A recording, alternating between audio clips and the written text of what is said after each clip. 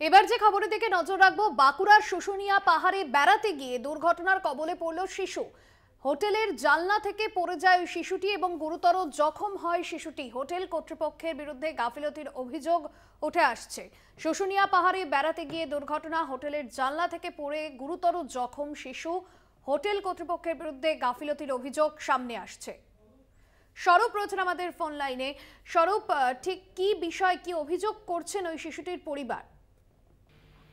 দেখো, ঘটনাটি যদি ঘটেছে বাঁকুড়া শুশুনিয়া পাহাড়ে একটি লজে, এবং শুশুনিয়া পাহাড়ে একজন পর্যটক বেড়াতে আসে এবং তাদের সাথে এবং এই দলের মধ্যে বেশ কয়েকটি শিশু রয়েছে যারা, এবং গতকাল বিকেলবেলা শুশুনিয়া পাহাড় ঘোরার পর যখন বেশ কয়েকজন শিশু, ওই পর্যটক দলের কয়েকজন শিশু লজের মধ্যে খেলছিল, এবং সেই খেলার সময়ই একজন শিশু 5 বছর বয়স তার,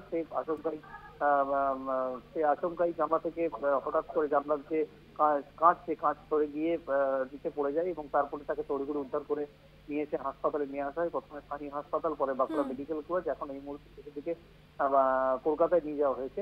তবে পরিবারের যেটা অভিযোগ, যে হাসপাতালের গাফিলতির কারণে যেভাবে জানলার কাজ লাগানো ছিল তার পুরোভাবে ঠেকানো ছিল, এবং জানলার মধ্যে কোনো রেলিং ছিল না, যা বিপজ্জনক অবস্থাতেই ছিল, এবং একদমই। কর্তৃপক্ষের বিরুদ্ধে মূলত গাফিলতির অভিযোগ।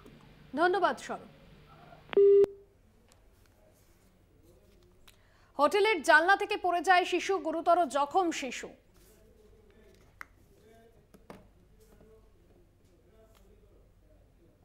এখন এই পর্যন্তই। দেখতে থাকুন কলকাতা টিভি, রাত দিন 7 দিন।